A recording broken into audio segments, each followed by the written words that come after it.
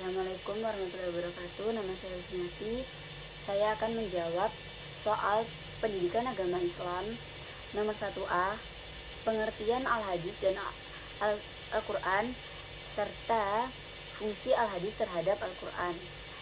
Al-Quran menurut bahasa adalah bacaan atau suatu bacaan yang dibaca secara berulang, sedangkan menurut terminologi Al-Quran artinya firman Allah Subhanahu wa Ta'ala yang diturunkan kepada Nabi Muhammad SAW sebagai sebuah mukjizat untuk kemudian disampaikan dengan jalan mutawatir dengan perantara malaikat Jibril.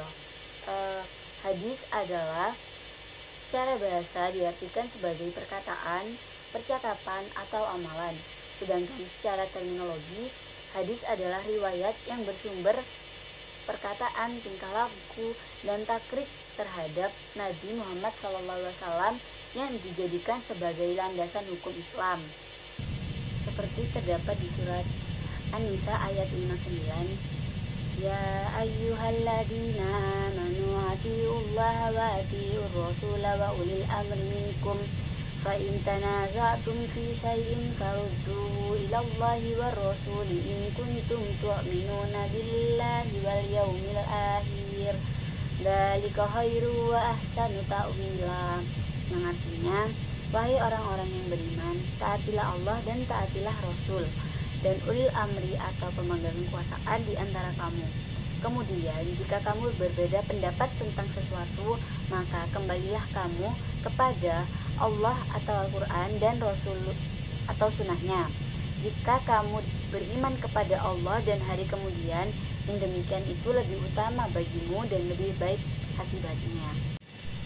Fungsi al-hadis terhadap Al-Quran yang paling pokok adalah sebagai bayan, sebagaimana ditandaskan dalam ayat An-Nahl ayat 44, bil bayyinati waz zubur wa anzalna ilaika dzikra litubayyina lin-nasi ma nuzila ilaihim wa la'allahum yatafakkarun, yang artinya mereka kami utus dengan membawa keterangan-keterangan atau mukjizat dan kitab-kitab, dan kami turunkan az-zikir atau Al-Quran kepadamu agar engkau menerangkan kepada manusia apa yang telah diturunkan kepada mereka dan agar mereka memikirkan. Ayat tersebut menunjukkan bahwa Rasulullah Shallallahu Alaihi Wasallam bertugas memberikan penjelasan tentang kitab Allah. Penjelasan Rasul itulah yang dikategorikan sebagai al-hadis, karena umat manusia tidak akan bisa memahami Al-Quran tanpa melalui al-hadis tersebut. Dengan demikian, jelas fungsi al-hadis terhadap Al-Quran itu cukup penting, yaitu sebagai bayan atau penjelas. 1B. Pengertian dan contoh ijtihad. Ijtihad secara definisi makna adalah mengarahkan pikiran dan kemampuan untuk menghasilkan hukum syariat dengan cara tertentu. Ijtihad sendiri adalah salah satu dasar yang dijadikan pengambilan hukum. Secara umum, pengambilan hukum suatu perkara langsung dari Al-Quran. Jika di dalam Al-Quran tidak ada, maka pencarian dilakukan lewat hadis-hadis yang sahih dengan sanad yang jelas. Jika hukum tersebut tetap tidak ditemukan, maka pilihannya adalah ijtihad. Namun, ijtihad tidak bisa dilakukan oleh sembarang orang. Ada syarat-syarat tertentu yang harus dimiliki seorang mujtahid atau orang yang berijtihad. Syarat-syaratnya adalah dia menguasai benar-benar bahasa Arab, memahami Quran secara keseluruhan, harus memahami benar-benar ayat umum, menguasai hadis serta paham ilmu hadis, paham dengan hukum-hukum yang sudah menjadi ijma' atau kesepakatan para sahabat Nabi, paham dengan adat serta kebiasaan manusia. Assalamualaikum warahmatullahi wabarakatuh. Nama saya Rohmat Wildan Sampurno. Saya akan menjawab soal nomor 2 yang A. Islam adalah agama yang universal, yaitu agama yang pemberlakuannya tidak dibatasi oleh tempat dan waktu tertentu. Ia sesuai untuk semua golongan manusia. Keuniversalan Islam pertama sekali kelihatan pada konsep tauhid yang menjadi sendi ajarannya. Islam Al-Quran dan Nabi Muhammad SAW adalah agama, kitab dan nabinya bagi seluruh umat manusia. Quran surat nomor 12 ayat 38.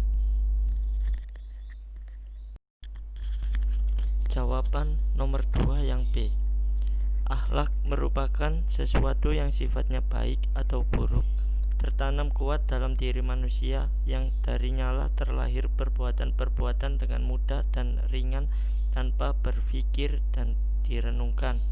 Dalam Al-Quran surat Al-Qalam ayat 5 dikatakan bahwa dan sesungguhnya engkau Muhammad berada di atas budi pekerti yang agung. Jawaban nomor 2 yang C. Perbedaan antara akhlak, etika, dan moral.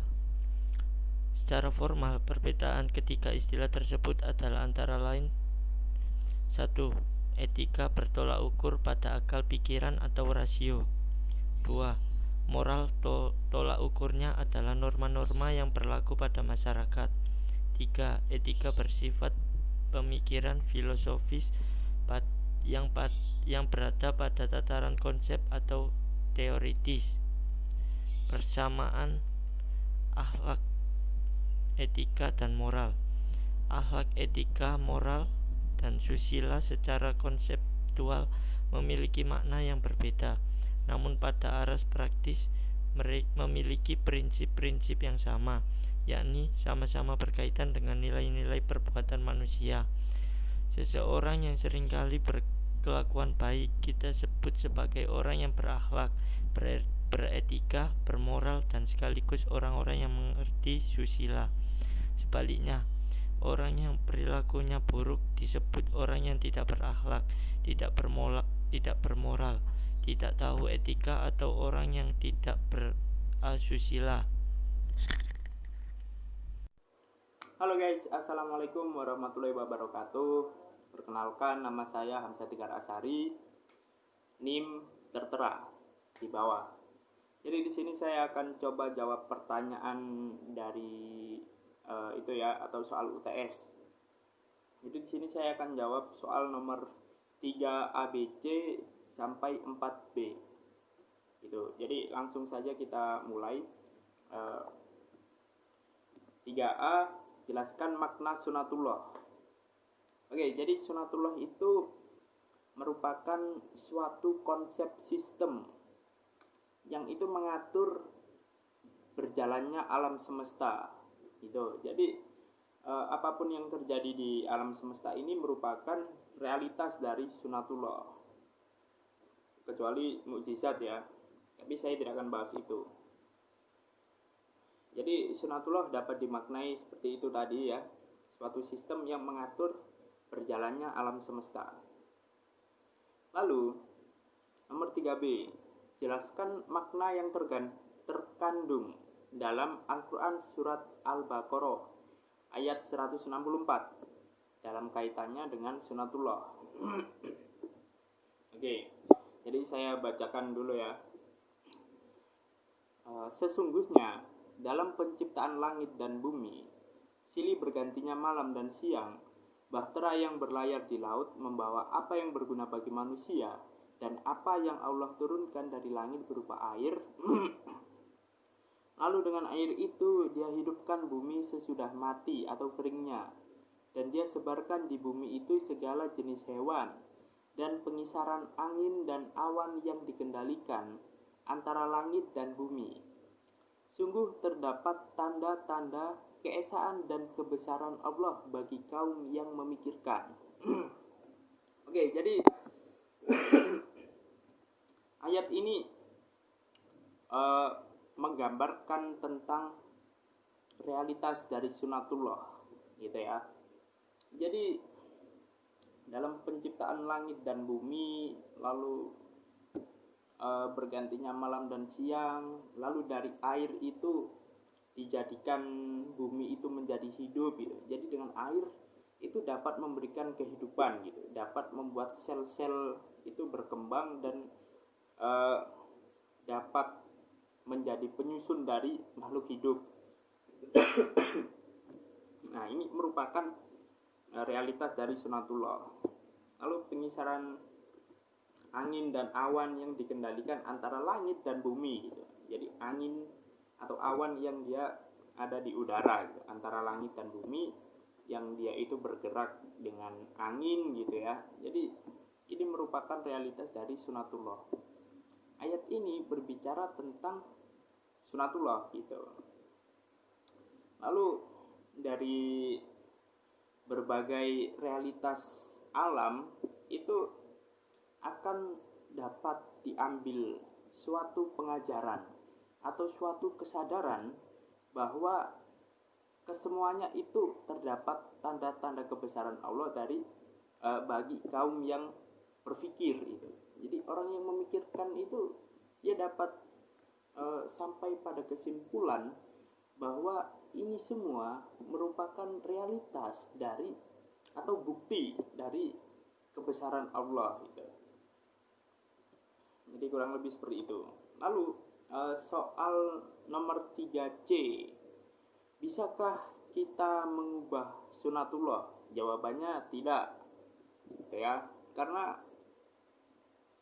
kita itu bagian dari sunatullah itu sendiri. Jadi kita tidak bisa mengubah sunatullah, gitu.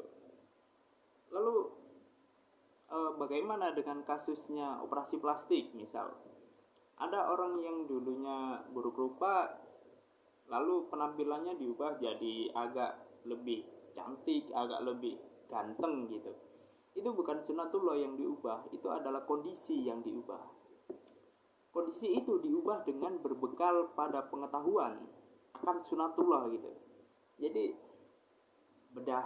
operasi bedah plastik itu ada ilmunya gitu. Lah ilmunya itu apa? Ilmunya itu berisikan tentang pengetahuan akan sunatullah terkait dengan pembedahan gitu, operasi plastik. Jadi yang kita bisa lakukan adalah menciptakan kreasi-kreasi berdasarkan pengetahuan kita akan sunatullah. Apakah sunatullah bisa diubah? Enggak. Kita cuma bisa mempelajari dan menciptakan kreasi gitu. Kenapa tidak bisa diubah? Nggak sanggup kita. Gimana cara ngubahnya? Nggak bisa, karena kita makhluk yang serba terbatas gitu. Kurang lebih seperti itu. Lalu 4B. Saya akan menjawab pertanyaan 4A. Jelaskan indikator karakteristik bahwa seorang muslim itu jujur dan adil. Al-Quran menuntut kita untuk berlaku adil dan jujur dalam berperilaku. Sikap ini menjadi bagian dan karakter Rasulullah. Sesungguhnya kejujuran itu mengantarkan pada kebaikan dan kebaikan itu mengantarkan ke surga. Hadis riwayat oleh Bukhari dan Muslim. 4B. Jelaskan sebuah hadis yang menjelaskan 3 indikator seseorang itu dikategorikan sebagai munafik. Oke. Jadi ada hadis yang dia itu menceritakan tentang ciri-ciri orang munafik. Hadisnya berbunyi sebagai berikut. Tanda orang munafik itu ada 3. Jadi apabila berkata ia berbohong, apabila berjanji ia mengingkari, dan bila dipercaya dia mengkhianat. Nah, itu ciri-ciri orang munafik. Jadi saat itu Rasul sedang berupaya untuk menjelaskan kepada umatnya bahwa orang bisa disebut munafik ketika memenuhi 3 indikator yang sudah disebutkan tadi, ya, berbohong, mengingkari, dan berkhianat gitu. Nah, itu orang munafik gitu. Nah, oke, sudah selesai dari saya. Apabila ada kelirunya ya mohon dikoreksi mungkin lewat kolom komentar. Tuh. Terima kasih.